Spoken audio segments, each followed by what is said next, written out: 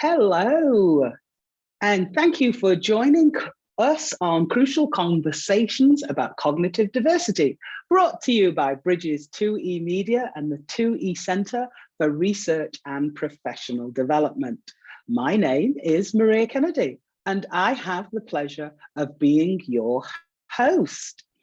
Thank you all so much for joining our conversation and sharing your insights, your thoughts, and your questions. We really cannot do this without you. I also want to say a special thank you to the team behind the scenes. JT, Stephanie, and John, thank you for all your hard work, your expertise, and your patience. So these are the reasons that this webcast happens. Thank you all for completing our welcome poll. So we have quite a variety of people with us today. And so thank you so much for letting us know who we are. So we have some gifted people, some 2Es, we have lots of educators and therapists. So before I introduce our distinguished guest, I'd like to share a few housekeeping tips. So there are two ways that you can communicate with us. The chat is for you to share your thoughts and comments about what is being discussed. So please feel free to share and comment. There is also a Q&A where you can write your questions for Dr. Kaufman. Some of your questions will be answered in the Q&A and some will be answered live by Dr. Kaufman. You can write your questions in the Q&A at any time. However, the sooner you submit them, the more likely we will have time to answer them. There is also a live transcription. So if you would like to use it, click the CC button on the bottom of your screen. Before I introduce my guest, I would like to share with you a little bit about him and why he is so eminently qualified to discuss today's topic, how 2E learners can self-actualize. Dr. Scott Barry Kaufman is a humanistic psychologist exploring the depths of human potential. Dr. Kaufman received a PhD in cognitive science from Yale University and has taught at Columbia, NYU, the University of Pennsylvania, and elsewhere.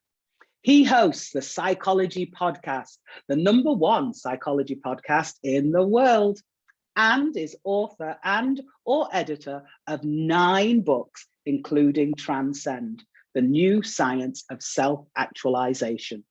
Wired to Create, Unraveling the Mysteries of the Creative Mind with Caroline Gregory, and Ungifted, Intelligence Redefined. In 2015, Business Insider named him one of 50 groundbreaking scientists who are changing the way we see the world. Ladies and gentlemen, it is my distinct honor and pleasure to introduce you to our esteemed guest and my very dear friend, Dr. Scott Barry Kaufman. Thanks, Maria. So great to be here. And you've been doing such an amazing job as host of this series.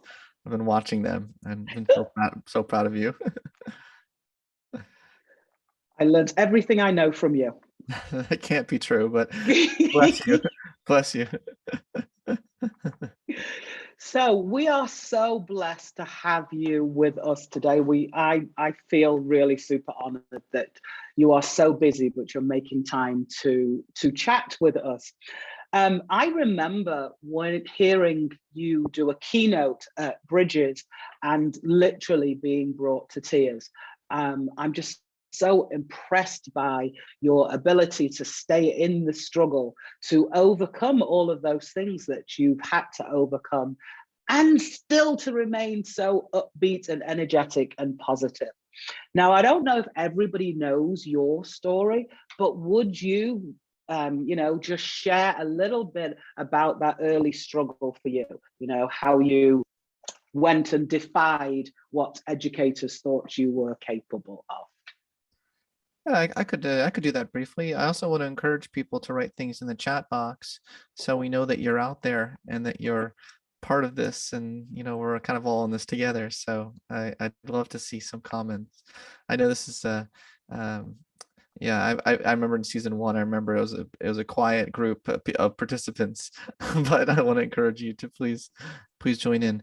Well, personally, as a very young kid, I was just always fascinated with individual differences and why people differ from each other, and why, um, you know, who are these kids in the gifted room? Who are the why they put me in the special ed room. I was always very trying to understand, what was going on, and my own friends in special ed, I felt like they were capable of so much more than the teachers were giving them credit for, even their parents were giving them credit for. I remember going over to their house.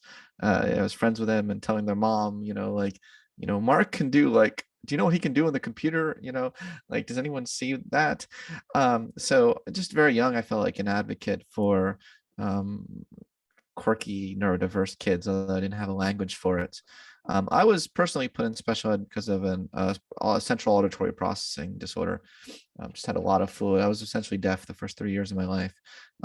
But teachers thought that my delay in responding was an indication of me being stupid, as opposed to just couldn't hear anything. Like, it Right. was simply that. uh so yeah, it's kind of a long story, but long story short, I I went many years I was in special ed all the way till ninth grade, until most of my friends started to in like high school, and then later in middle school, most of my friends were in gifted ed, and I felt more of a resonance with them, and felt just like something was missing, like I was capable of more. There was a teacher who was a special ed teacher who was like subbing for our regular teacher, and she just took me aside after class and asked me like why I was still there. She saw my frustration, and she really inspired me. I've actually been Facebook messaging with her recently, see how she's doing. Joyce Jewell. Yeah, she just asked me, what are you still doing there? And I think I had been wanting someone to just ask me that question, and it really inspired me to take myself out of special ed and to mainstream classes, because I was in all remedial classes at the time, and just curious to see what I was capable of, and realized quickly that I was actually capable of learning, and I loved it. I loved learning, and kept uh, I kept reaching higher and higher levels, just more out of intellectual curiosity. Like, wait, what am I capable of? you know, because I didn't know, that I was capable of anything. Right. So I just kept trying things, and fell in love with some topics, and I fell in love with singing, with opera, with musicals, acting, in musicals and stuff. And yeah, and I applied to Carnegie Mellon for psychology and opera, and I got rejected from the psychology program. So I went in for opera, and well, I transferred in through the back door once I got there into psychology, and ended up graduating Phi Beta Kappa in psychology. So Awesome. let this be a lesson to someone out there that, just because if you get rejected for a particular major, doesn't mean you can't grow up to host the #1 podcast in the world in that topic. Exactly. That's all I'd say to that. You're a living example of exactly that. What can be done when the door's slammed in your face, you go in by a different entrance. So Yeah, I that's just, right. I think, yeah, I think that's superb. So I know we have lots of parents who are listening to us today. And what advice would you give them for how to support their children who possibly don't know? Oh, actually, let me go back. Probably the first question that we should discuss is what exactly we mean by self-actualization. Can you give us the cliff noted version on that so that we're all on the same page? I'd be delighted to, and let me even back up a little further, if I may, Of to course. my definition of intelligence, because something that bothered me was that we used a lot of our metrics of intelligence. We relied on these kinds of standardized tests and kind of abstract knowledge divorced from the person's own personal experience. So in my first book for general public called Ungifted, Intelligence Redefined, I put forth a theory of personal intelligence that did not ignore the ability dimension. It wasn't just like just another multiple intelligences theory. I wanted to integrate the large literature on intelligence testing and talents, but put it within a context of a personal theory where ability and engagement are constantly having a dynamic interplay in the pursuit of personal goals or dreams, a child's dreams. So I really wanted to get personal about it. I would say in a lot of ways that theory was a real precursor to my work today in self-actualization. Although I didn't have the language for it then, I hadn't even made much contact with Maslow or humanistic psychology when I was writing on Gifted. If I had, maybe I would have used more of their language, but I kind of created my own language just based on my own intuition. But when I encountered that field of humanistic psychology and notions of self-actualization, I realized that's what I was trying to grapple with. That's what I was trying to get at, was how can we shift education environments from a focus on standards and comparing one person to the next person, and having a self-actualizing schools where we take seriously the individual developmental trajectory and journey of the child, of the individual child, regardless of everyone else around them. So yeah, my definition of intelligence is deeply intertwined with my current work in self-actualization, and I hope that those linkages are clear to people. I think that's awesome. So, so then for parents trying to encourage their children to self-actualize, is there a cheat sheet? Is there a way that they need to be approaching encouraging their children, or is there language that they should be using? You know, what can we do to help empower our parents to be more advocates for their children and to help their children self-advocate? Yeah, you ask really wonderful questions as always, and there's 21 parents here. I saw that 87% were parents. By the way, these are non-overlapping sets. I'm sure a lot of these parents are gifted themselves. I um, would think so. I mean, there's such thing as genetics, so there's a probability that if their child is gifted, that the parent isn't dumb. Right. But the idea of self-actualization in your child, I think, is less a matter of hacks and what you should be doing, and more of how can you get out of the child's way. I think that's more of the question. Parents feel the need to be really, really deeply involved and make decisions for the child and make sure they're protected at all times. And there's a lot of coddling that can happen. But I think that self-actualization is more an unfolding than something you control, or something that um, you have to force in any sort of way. So, the child is unfolding their developmental trajectories, and things happen at different times. You don't want to rush things.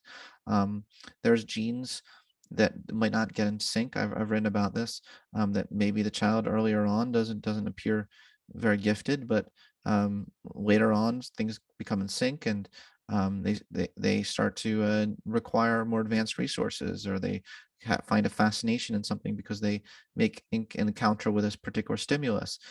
So first of all, you have to, I would say patience. Number one, patience. Um, don't compare yourself to, the little girl down the street. But Mary's gifted. Why isn't my child gifted yet? Just calm Yeah. down. Oh yeah. Mary is on Mary's trajectory. In 5 years, Mary might not be gifted anymore. Like, who knows? That's true. Mary might not need those resources. But look, everyone's on their own timeline here. And I think having a lot of patience is really important, but also getting out of the way, but watching, and giving them as much stimulus as possible, as much encounters with potential triggers that they'll be like, oh wow, I really deeply resonate with this. I really have a knack for this. So I do think giving them lots of options. My mom signed me up for every single sport there is, and acting classes and painting classes. God bless her. I really, did so many kinds of things when I was younger. Although um, there was such a divorcing between that and my mainstream school experience, which was interesting. So maybe also a tighter integration between after school activities and and the kind of potential you inform their teachers about. Like the teacher should be in on this too, not just the Right. parent. The parent and teach.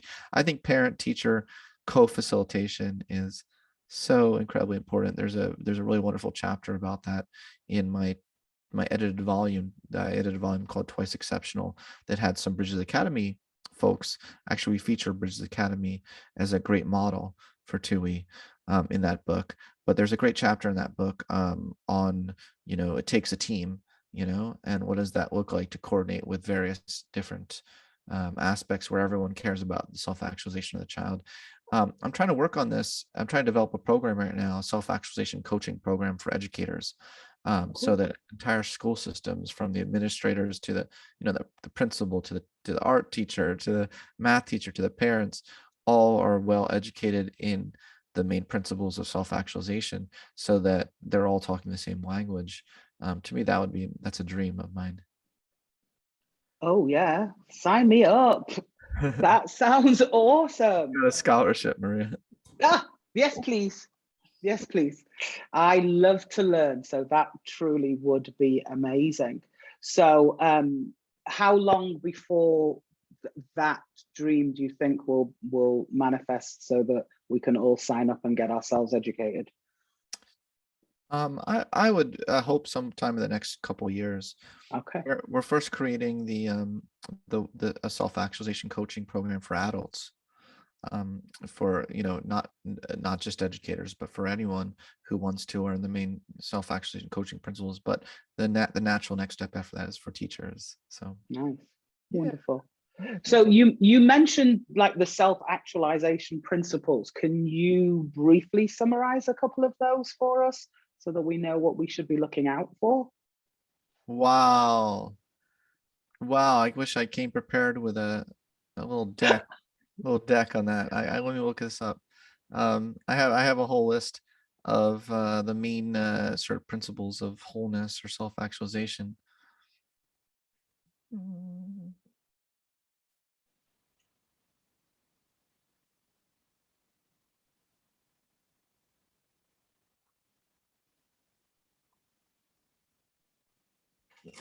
You know what? Open my book. Sweet. I have a whole appendix.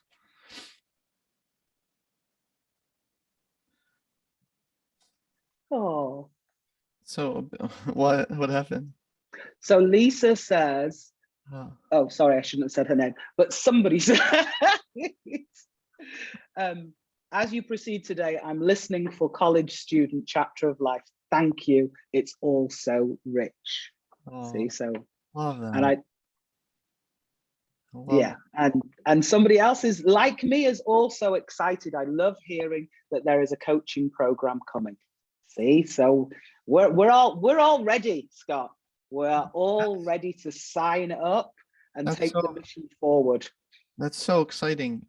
Tell people they can to just sign up for the mailing list. The free, there's very little spam. We only put out, we try to be very thoughtful about what we put on that mailing list in terms of the upcoming programs and stuff, but you can sign up by going there. Is So I that your found, mailing list on your #1 podcast? no, no, the Center for the Science of Human Potential. Center for the Science of Human Potential. Okay, we'll make sure that we add that so that people can get that. So maybe it would be worth me giving about a 10 minutes presentation. That would be awesome. No, we didn't plan this, but I have no problem with being spontaneous. I know, and you're awesome. And we love listening. Thank you. Can you see? Yes, that's beautiful. Dun, dun. feel like I need to make that tighter. There you go. Okay. Um, so the as the purpose of what it means to be a self-actualizing coach, and I'd love to see a shift in our education for teachers to think of themselves from teachers to self-actualization coaches, where they would help students who are feeling unfulfilled in their creative potential to find a life that works for them in their own style, using the tools of the latest science of human potential. The self-actualization coach believes in the client's potential and helps facilitate their growth and self-actualization through a highly coactive process. Self-actualization coaching is inspirational, human-centered, and empowering. So the core principles would be, help the child strive to balance their basic needs. And that includes the safety needs, like needs for safety. Does the child feel safe? Does the child feel connected? Does the child feel a sense of healthy self-esteem, self-efficacy, that they are making their own choices, that they can accomplish their goals? But also growth needs, such as, can they explore the world? Do they have the need for purpose, the need for love? Do they have opportunities for the all experience, for flow and transcendent experiences? Also, I think it's really important, especially for 2E kids, to realize that it's important to accept their whole self, not just their best self. A really important first step towards wholeness is recognizing that we all contain multitudes. 2E kids are unique in lots of regards, but they're not unique in the fact that they have challenges and gifts. Like there's no human on earth that has zero gifts and zero challenges in life. Right. So Big weird. it's usually more on talking about extremes. So 2E, we're talking about like 2 standard deviation above the mean in like both sides, which does create unique challenges. But it is important to recognize that we all contain multitudes, and the idea of the real self, I think, can be really confusing for 2E kids, and kind of just doing away with the notion of the real self, and having them accept their whole self as a route to growth. Principle 3 would having them become aware of their inner conflicts. We have lots of different personalities within each of us, and we don't all have multiple personalities disorder, but we all have multiple personalities. I'm sure Maria in the conversations mode is different than Maria, late at night, watching Netflix, like drinking a glass of wine, like it's probably a different Maria. So, you know what I'm saying? Oh, definitely. And that's wonderful. There's nothing wrong with it. Like being aware, and that doesn't conflict, but there's we can have inner conflicts. We can have 2E kids can have inner conflicts where on the one hand they really deeply want to connect with others, but on the other hand, maybe they're more gifted in certain areas than other kids, that kind of puts them the school system has put them above others or below others, and there's just all sorts of conflicts that I think helping these kids resolve through a coaching process could be really helpful. I think also looking out for a real lopsided development is really important. In what ways are 2E kids developing? Maybe we're focusing so much on the remediation that they're so focused on that their gifts aren't being paid enough attention to. So really looking out for a balance in both of the 2E sides of the equation, not that you're remediating and helping them thrive. Also helping them create the best version of themselves. Because I think to a certain extent, people can change their personality. People can really become who they want to be, even if it's not who they are. It's not the size of myself, who I am. It's not 100% matched up to who I want to be. But I think that we can create that over creating new habits, helping them create new habits, helping them, really listening to their dreams and desires as well, and really paying attention to that. Also having them to trust themselves more. I think a lot of 2E kids don't really trust themselves. They don't really they're not really deeply in touch with their real felt experience. So a lot of them have a lot of what Karen Horn and I call tyrannical shoulds. They act in sort of ways that they feel like they should be acting, as opposed to who they really are, and their own real felt organismic valuing experience, which is an expression that Carl Rogers said. The OVP, you down with your OVP? Your pneumonia. Down with the OVP, it's like technical term, or organismic valuing process. That's what he called it. But the OVP is, like, are you in touch with your real experiences, and not diminuting them, or not pushing them out of the way, but even as a parent, taking them seriously in your child, like feelings of anxiety, feelings of, well, even other just real felt needs, and making sure those things are being met. That's really important to becoming a fully functioning person, as Carl Rogers put it. For Rogers, the definition of psychological adjustment rests on the notion that mental health exists when all the relevant experiences of a person can be integrated into a coherent and flexible self-concept. The fully functioned person is open to experiences. They drop their defenses. They savor, they have mindfulness flow, they have existential living, they have trust, like I just said, in the OVP. They're down with their OVP, and this results in I should come up with a music video. Shouldn't I, Maria? On the OVP, that would be the nerdiest hip hop video in the history of hip hop. But anyway, these three results in a sense of freedom and enhanced creativity. This is one of my favorite quotes from Carl Rogers. It seems to me that the individual moves towards being, knowingly and acceptingly, the process which they inwardly and actually are. They are not trying to be more than they are, with the attendant feelings of insecurity or bombastic defensiveness. They're not trying to be less than they are, with the attendant feelings of guilt or self-deprecation. They are increasingly listening to the deepest recesses of their physiological and emotional being, and find themselves increasingly willing to be, with greater accuracy and depth, that self which they most truly are. Imagine if we actually cared about that in the education system. Yeah. Wouldn't that be amazing? It would be so amazing. And these, they actually created an OVP scale, like a psychometrically valid OVP scale. Things like, I know things are right for me. I get what I need for my life decisions I take. Maybe just like checking in with 2E kids and just like, discussing these kinds of questions with them, checking in with them. What that, to me, that would be a delightful way of being a self-actualization coach. As a parent, there's no reason why you can't see yourself as a self-actualization coach. Researchers have found that these kinds of items, it's correlated with greater happiness in life, well-being, and a sense of vitality in life. And then finally, I think, instilling in children, well, not finally, actually the second to last principle, but I think instilling in children that happiness is not the goal. If a child doesn't feel happy, that doesn't mean they failed in life. Teach them to strive for growth, and teach them that the happiness can come along for the ride. Don't try to change them into be something else that they're not as well. Maslow said that self-actualization means we try to make a rose into a good rose, rather than seek to change roses into lilies. It necessitates a pleasure in the self-actualization of a person who may be quite different from yourself. It even implies an ultimate respect and acknowledgement of the sacredness and uniqueness of each kind of person. And like, that's my jam. It's my jam. And then, the last one is harnessing the power of your dark side. Now, maybe don't encourage teenagers too much to harness the power of their dark side.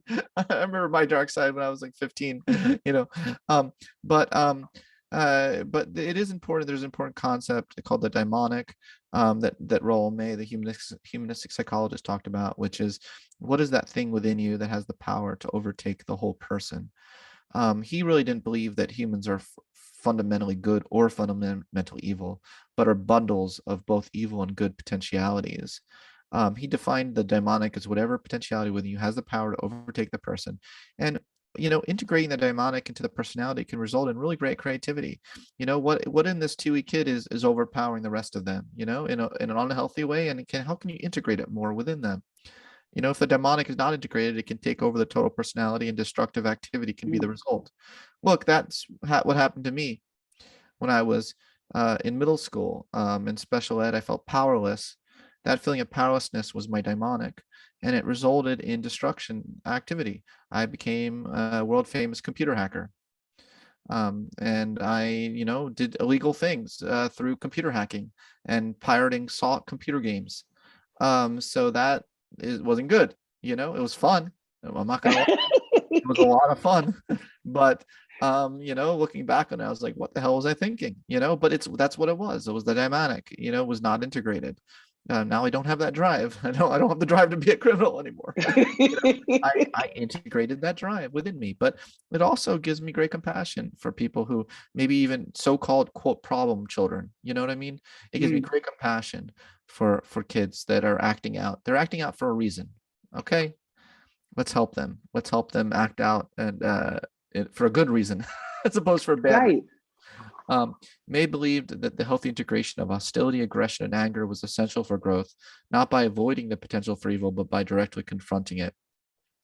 George Valiant, famous Harvard psychoanalyst, believes we can transform our defenses from thunderstorms to rainbows. And this is, I'll leave you on this before we continue our conversation.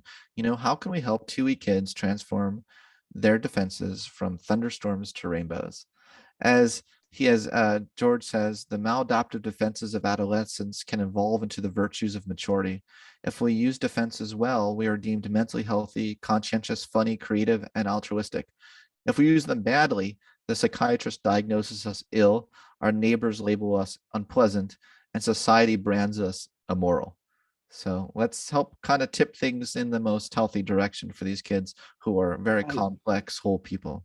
So, okay. Thanks for listening. I'm glad that you allowed me to do an impromptu presentation. I wasn't planning on doing that, and I just made up a lot of that on the spot relevant to the 2E audience, but I hope it was helpful. That was amazing.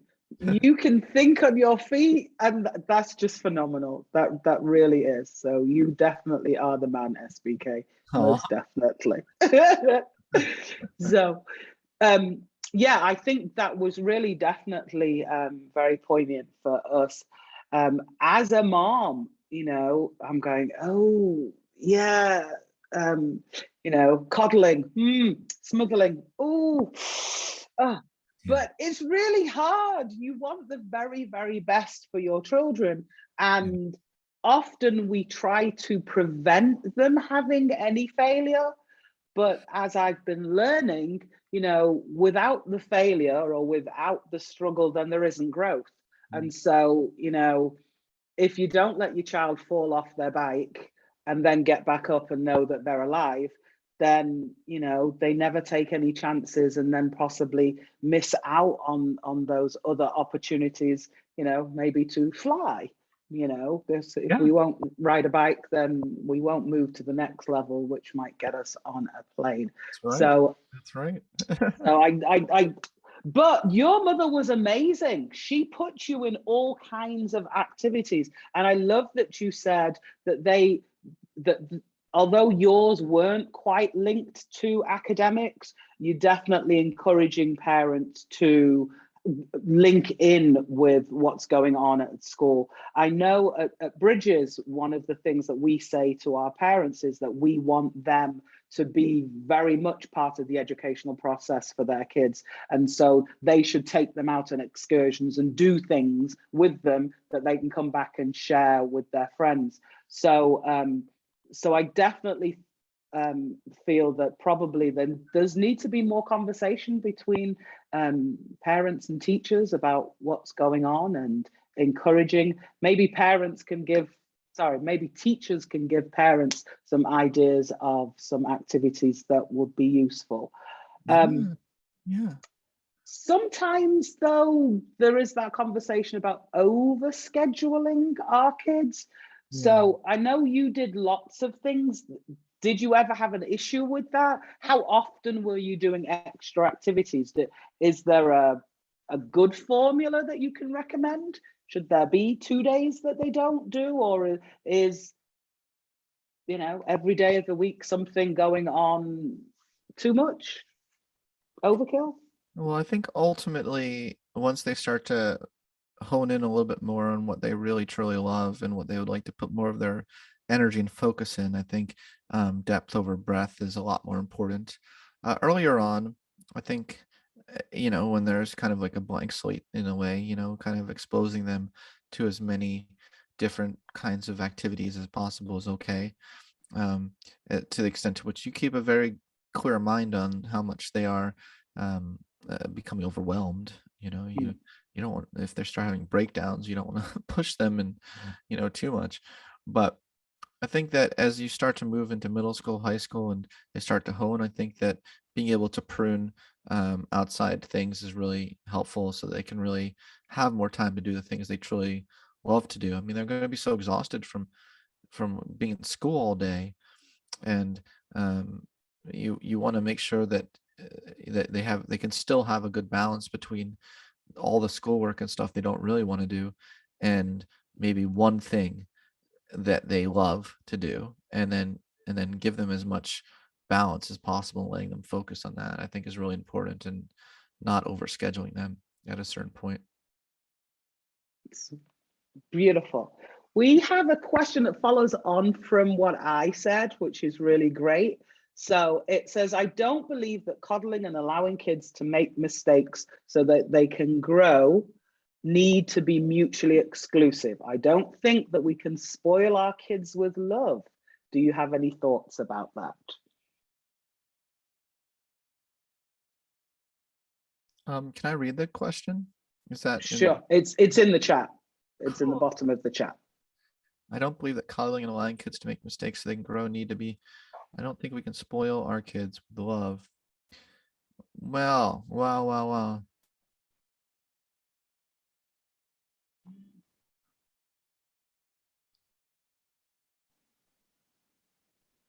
I mean, yeah, the question is, can you ever have too much love? Um, love is different than coddling in my view. See, love is freedom. Love is offering a space for a person to be free to discover themselves and to be themselves, become themselves. To me, that's love. So I don't view them as view them as mutually exclusive. Coddling is not love. That's control, as far as I'm concerned. Nice. So yeah. Thank you. Another question that we have, is the term overachiever really an accurate term for a child who wants to do it all? Yeah, I don't like the phrase overachiever, and I hope I didn't use that word. I don't believe I did. I don't think he did. Thank you. I I think hope I it's just a term that comes up. Yeah. And so the question is that really I don't like that word. No, right? no, I would like to eradicate that word from the lexicon, and I would like to eradicate underachiever as well. I have written about this, I wrote about this in Ungifted. Um, to me, when you have the idea of gifted underachievers, that means you also logically have ungifted overachievers. Mm, And that concept doesn't make any sense to me. me either. Also a god-darn insult to a person. Let's say they're doing amazing things in life and their IQ score is not above 120. You say, well, you're a very ungifted overachiever over there. It's like, what the hell? Why that doesn't even make any sense. It's mean too. It's just mean. And then the gifted underachiever, you say that's also kind of mean how we treat them, but you should be doing all this amazing stuff, putting that kind of pressure on a child. Just Right. holy cow. So let them unfold in their own time, with facilitation, with coaching, but not control. Coaching is not control. Coaching is facilitation, and when they're ready, they'll be ready. Awesome. I like that. Coaching is not control. Coaching is facilitation. I definitely think that as educators, maybe we need to change our title to coaches, because coaches are definitely all about bringing out the best in their players, right? And I think maybe as educators, maybe that's the lens that we should be looking at, rather than trying to shove all of our students down this one narrow tube so that they all come out the same. Maybe we could start exploring what really is in the best interest of each of our children. Correct. Oh, okay. Oh, okay. So I'm a public high school educator, and in principle, accepting your whole self, many of my GT students may want to shed the GT side of them. They don't want to stand out or feel different than their peers who are not GT.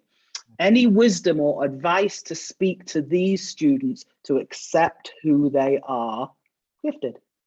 Well, now this is a very, very interesting question, because why we don't need to force. So gifted is it can be an identity as much as it can be a description of a need, right? Yeah. And there's no reason in principle why the two have to be the same thing. Why we can't help address the need without forcing them to integrate it into the core of their identity. Not everyone wants it to be a part of their identity. And actually, I think that's fine. I mean, I'm reading between the lines, Deborah. The way I interpret the question is, Deborah is like, how can we force them to accept they're gifted? And I don't like that approach. With all due respect, Deborah, I think that really allowing them to choose how they want to integrate that into their identity should be up to the child.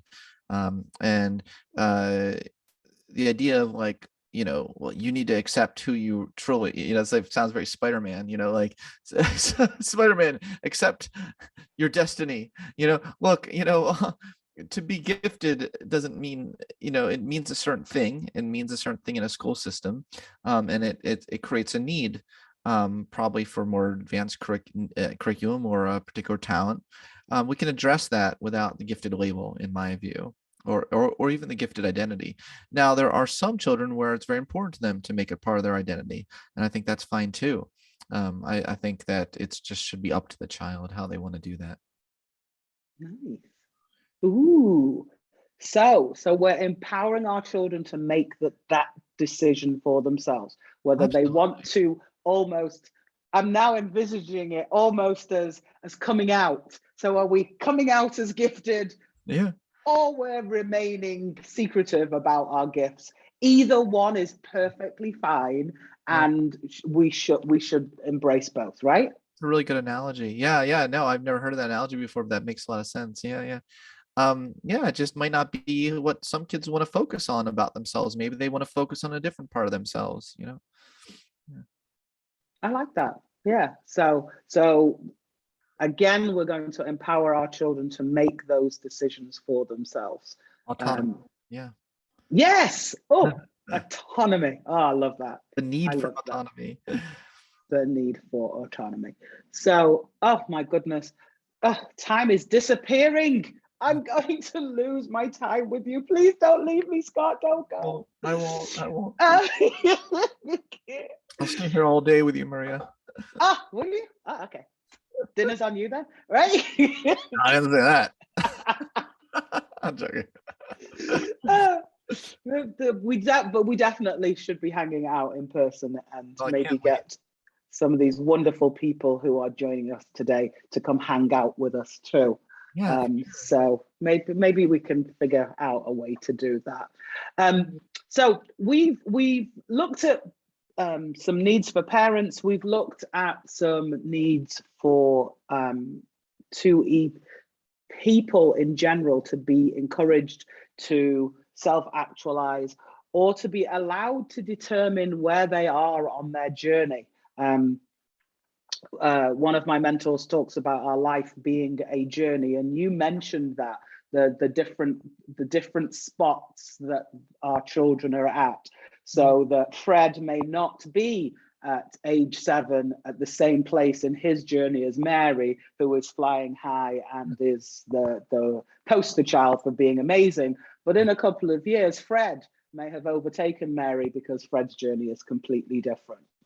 I love the notion of us all having to encourage and be supportive.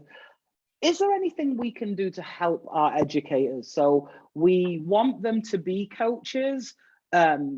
Is there something that they could do tomorrow? So in their class with your students, is there some verbiage that they could definitely be using to interact with their students? I know you showed us some words earlier on, a couple of sentences. Is there like 2 out of those you could say, hey, educators, use that and help encourage your students to self-actualize?